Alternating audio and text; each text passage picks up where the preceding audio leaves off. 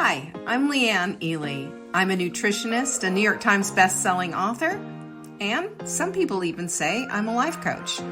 I started the Daily Dish Show to share my story, my truth, and my journey to vibrancy, and to inspire others to do the same. Because it's all about grit, perseverance, and finding a way despite the odds. It's about embracing the whole woman, not just the parts that are easy to love, and feeding her heart, mind, body, and soul. But I found that this isn't just my story, it's your story too. It's go time. This is the Daily Dish. Letting go is such a big deal. And really, can we just say that it's sort of a broad net for all sorts of stuff? It's really a broad net for our inner work that we're doing. If we're trying to be vibrant and have vibrancy in our lives, then there's the reason, following the reason path here is you gotta let go of some stuff so you can add other stuff in. And sometimes we have a real struggle with letting go. Persons, places, things, whatever. There is this real thing about holding on for dear life to these things. But what letting go really is creating space for something new. And I really want to emphasize that, because it's not about loss with letting go. It's about gain. Think about that one. That's a really good thing to ponder. And this is part of my pondering got me to this little thing. And that's why I really want to share this with you, because I think it's going to be a little bit of an eye opener. So I have experienced this firsthand with my 63 years on the planet. I have experienced this firsthand. And this today is, like I just alluded to, this is my 32nd year anniversary, shall we say, for my motherhood debut. This is when Caroline was born. And I thought I'd just share some of the lessons along the way that I've learned. I look back at myself I was 32 was I 32? No, I was 31 when I had Caroline. I was 31 when I had Caroline. And here she is 32 today. And there were lessons that I learned along the way, and things, the fear factor that I had at 31 years old compared to where I am today is just so different. The fear fence at 31 was huge and overwhelming and basically looked like, a prison camp. And the fear fence that I hold in my life right now today is just this wobbly old sad fence that I just kind of chuckle at a little bit and don't give a whole lot of credibility to. And this is my philosophy and my theory is that nobody can live a fearless life. We all have some kind of fear. It's just that the fear shrinks down to fit into our lives in the way that we choose to shrink the fear down. That's how I figure that whole part of it out. And it works for me, and try that on. It might work for you, and it might make your fear just a little less overwhelming. So I have seven different things for you that I think will help you to create the space and help you to shrink down your own fear and help you to see that letting go is not the end of the world, but letting go is indeed creating the space that you need in your life. Okay. The first one is the biggest part. It's that letting go does create the space. It creates space for the next thing, even in the most difficult and awful of situations. When I lost my mother in 2016, it was the end of my mother's life. And it was the end of an era where I had a mother on this earth. Everybody, if you've lived long enough on earth, everybody's lost somebody that they love. But it also created the space for Mark and I to move on and to move to Colorado and begin our lives together. And while I wasn't waiting for her to die so I could go, gallop on to Boulder and do all of this, it did make that available to me. It was not available to before. And, I'm sure we would have done something else and all of that. I'm not saying that. I'm just saying that when you look at it this way, and when you see that letting go does create space, even in the face of dying, then it's not as scary. It's just different. Number two, there is an inner shift that's sort of the predicate for letting go. Okay, I'm going to explain that. There is a redefining and a re-examining of yourself, of your values, your dreams, your desires, your belief systems. You kind of go through a lot of different things because you're allowing the void to happen by letting go. There's a whole bunch of uncertainty and unknown there. And there's pain. Oh, yes, there's pain when we let go. You know this because letting go it can be really rough. It can be painful. It can be exhausting. But that's when sometimes the pain starts to bubble up, stuff that hasn't hit the surface before. And I noticed that for myself too, with the loss of my mother, with the loss, with the loss of a relationship, with the loss of a few other things, the pain bubbles up and there's new things to be discovered. Number 3 is that the pain, the fear fence begins to rise. Fear gets greater when we contemplate this idea of letting go. And I believe that the reason why is just because our amygdalas just hate the unknown. It's risky, it's dangerous, it's this, it's that, it's a saber-toothed tiger coming down, the path to eat you. There's a reason why we fear the emptiness, fear the unknown. It's just part of our makeup. It's who we are. But we also have this wonderful thing called the prefrontal cortex where we can start to reason and abstract think for ourselves, where we can start to contextualize. We don't have to live via the monkey brain, when we've made a decision that we're not going to. But what this is, it's about the attachment that we had to the old thing. Of course you have an attachment to your mother or somebody that you're losing. Of course you had an attachment to that relationship that is now gone. Of course you do. But the fear is going to come up and it's natural and it's normal. It's natural and normal. But it just lets you know that your worth, your value, and even your security might be entangled in all of that attachment. And letting go of that doesn't mean that you're losing yourself. It just means you're losing that portion of that was once your life. Does that make sense? That's how I see it. I just thought, okay, so that part's over. And there's a number 6, is everything has an ending, and that'll kind of help to tie that thought together, I think, a little bit. But for me, the biggest part of this whole thing is that losing something, letting go of something didn't mean a loss of myself. It just meant a loss of this portion of what was happening in my life. That's a big deal to redefine that a little bit. And it also shrinks that fear fence a little bit too. And number 4 is to allow for the space. Here's the thing. When we have space, when we're a little introspective, when we take the time to meditate and to journal, when we're quiet, when we're walking in nature, we hear from God. Have you noticed that? You can't do that if you're overly busy. You can't do that if you're constantly trying to take your mind off of something and whatever. And people always will give you this advice when you're going through something, you're trying to let go of an old relationship, or you're grieving, or you're going through something. Well, just stay busy. My mother, just stay busy. You'll be fine. No, you'll be fine. That's avoidance, capital A, and it doesn't help. And we have a tendency, though, even without your mother's advice, to fill that space with all sorts of busyness. I remember when I was going through something, really awful, I spent a lot of time filling that space, that time, that void with a lot of busyness. I organized closets. As a matter of fact, I think I wrote a book. I was in the midst of writing a book. I did all kinds of stuff in the midst of all of that stuff, rather than have to look at it. And I finally got to the place in the bathtub, I remember this like night and day, of really facing some stuff that I needed to face. And facing it is when we are allowing for the space.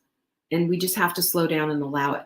But I believe it or not, and it's easy for me to say this on the other side of things, that it's a sacred time. It's a sacred time. It's a sacred time to heal and to grow and to mend and to renew.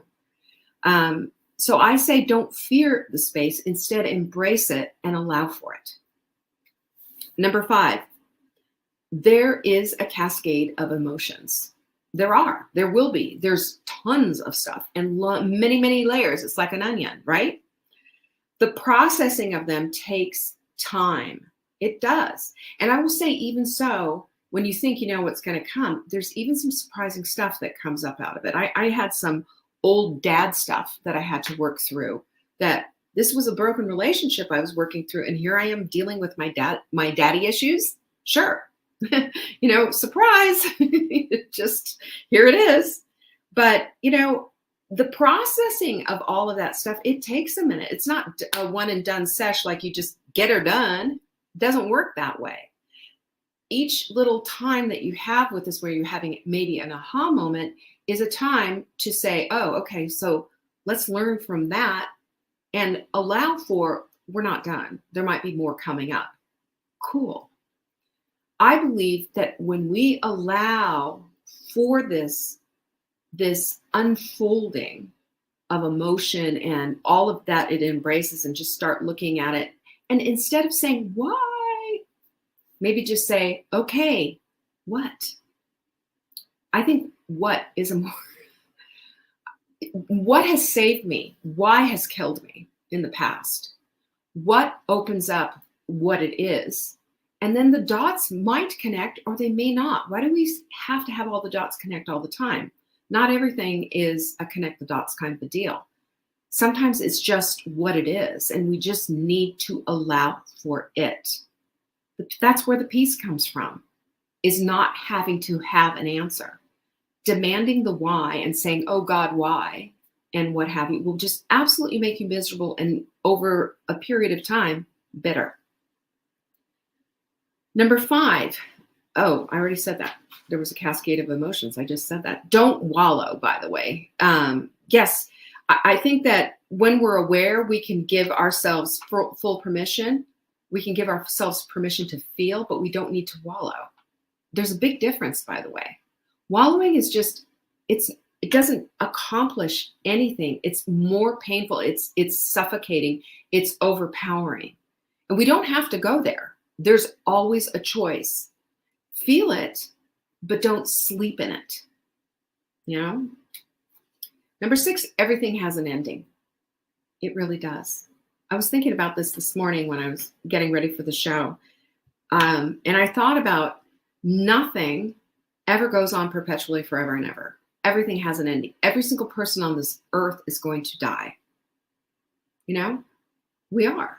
I saw a hospice nurse on TikTok, and she was talking about, can we just talk about death and dying for a minute?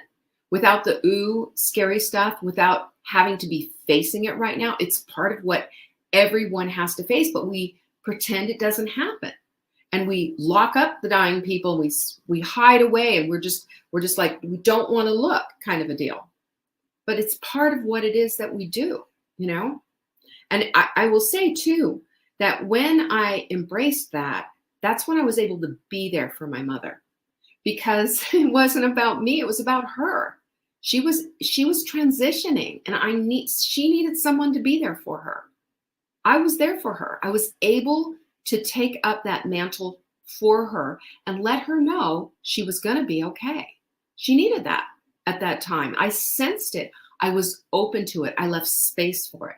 I allowed for it, knowing the end was coming, and not crying about it, not, blah, blah, blahing about it, and, all of that. And we had family members who I remember, it just absolutely, I almost decked them, talking about, oh, well, she's not feeling this, and she's not feeling, she was a nurse, and she had her a little opinion about everything. And I'll tell you, I was like, B, please. I was really getting angry, because I knew, because I had taken the time to do a little research about it, she could hear everything we were saying, everything. So instead of looking at her like a specimen on the table, like, oh, look at her feet, and that's modeling, that's showing that she's going to be dying soon, and lifting the covers and doing that because she didn't have any power to stop us, treating that time as a sacred space, treating that ending as a beautiful thing, was a choice that I had made, knowing that endings happen and it was going to be there. So what's my responsibility now? It's not about me. It's about her. It's about her transition. So this is the energy of letting go was transferred into energy to allow for her to let go so that I could be there for her. And it was a beautiful experience that I'll never forget as long as I live, you know? And I know that that connected us heart to heart. I know that it was sacred and it was beautiful and God was smiling down as she was transitioning. I also remember that after a particularly hard breakup where I was actually on antidepressants for a little while, and I had been cheated on really brutally. I mean, I was just so blind to all of it. And I'm not going to give you the details of it because it's just gruesome, but it consumed me. I cried. I couldn't function. I was angry. I talked to my girlfriend's ears off. I saw my therapist. I processed big time until one day I was done. I just let it all out. I had finished it all up and I felt less consumed by it. So such a relief. I remember that. And if you remember yesterday's show, we talked about the 5 stages of letting go and using Elizabeth Kubler-Ross's The 5 Stages of Dying and all of that. This was acceptance with a capital A. Definitely acceptance. And I started to get a little bit of my mojo back. I started to become me again, only better, only smarter. And that's when I knew I was getting to the other side of this. And even if emotions were to spike again, and they did, I knew it wasn't going to just put me out and pin me down. I knew that because I also determined it wasn't going to. There's choices to be made along the way as we let go, by the way. And I think that's really, really important. I reminded myself of who I was, you know, and why am I here? And I realized at that point that I'm fierce, I am strong, I'm capable, I'm able. I am a phoenix and I will rise out of these ashes and no one's going to stop me. That was when I knew everything was going to be okay. Okay, different, but okay. And number 7, my higher self was calling. That was a big, big deal. That's what gets us out of the wallow pit, by the way, because that's a low vibe thing to wallow. Super low vibe. And I'm not saying that there isn't a time where you don't. I mean, can you imagine, you know, when at these things of loss and everything, I'm not saying that we don't ever wallow or what have you, but we don't choose to stay in the place of wallowing because it's not going to help. It's just going to get worse. You know, I mean, it's just sort of like trying to take a shower in a mud pit. You're just never going to get clean. So, I kind of remember this whole thing in there. It was like, I can choose to just wallow and just stay here.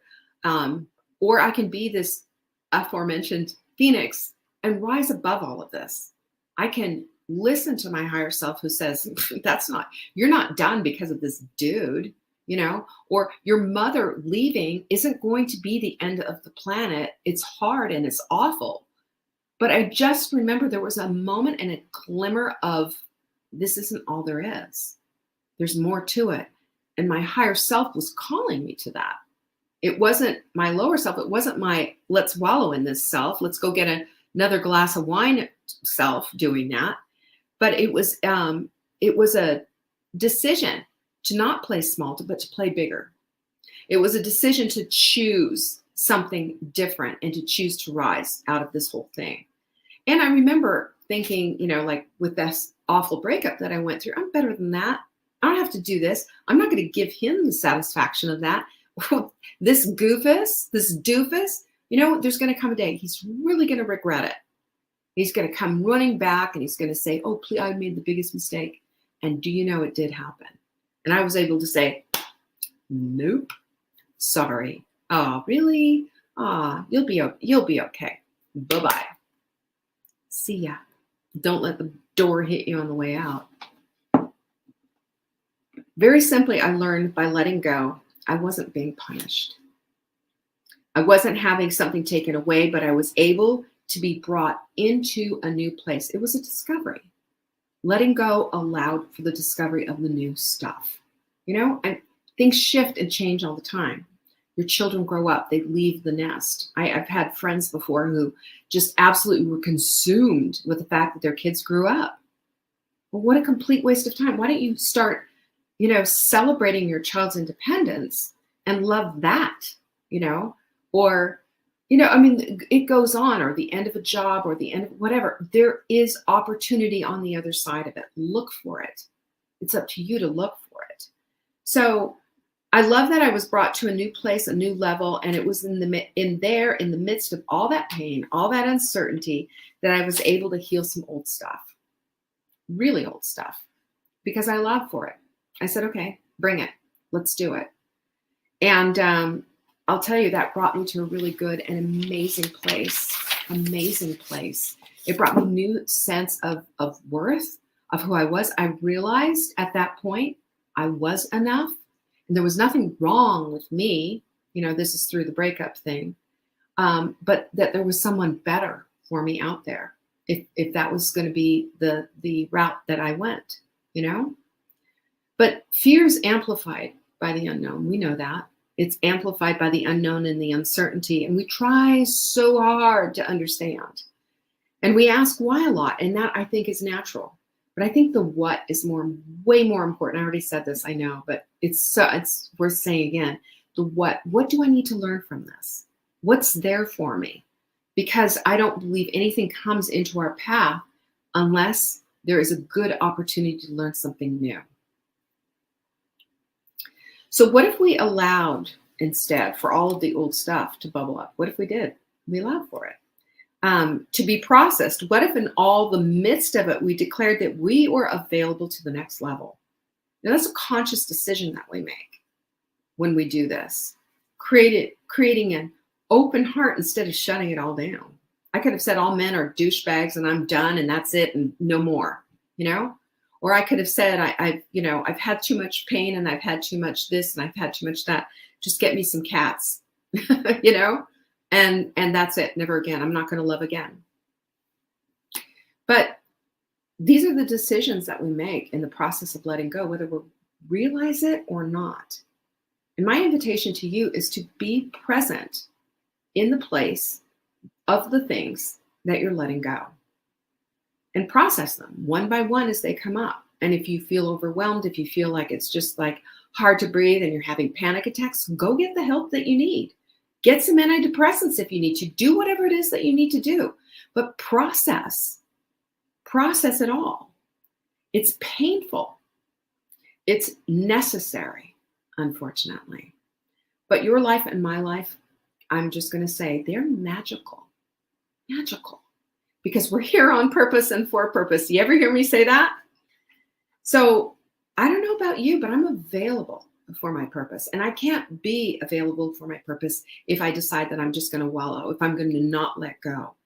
If I let go, and if God forbid something horrible should happen today or tomorrow or something, letting go of that always means that you have the ability and the opportunity and the space to create something new. And that, my friends, is where the magic is. Believe it or not. Alrighty, there you go. There's my stuff for the day. Who knows tomorrow what tomorrow will bring. It. Peace be with you. I will see you tomorrow for Wise Women's Wednesday. Bye-bye. Thank you for joining me today. You can find me on TikTok for daily tips to help support your most vibrant life. And remember, you are the author of your own story. Until next time.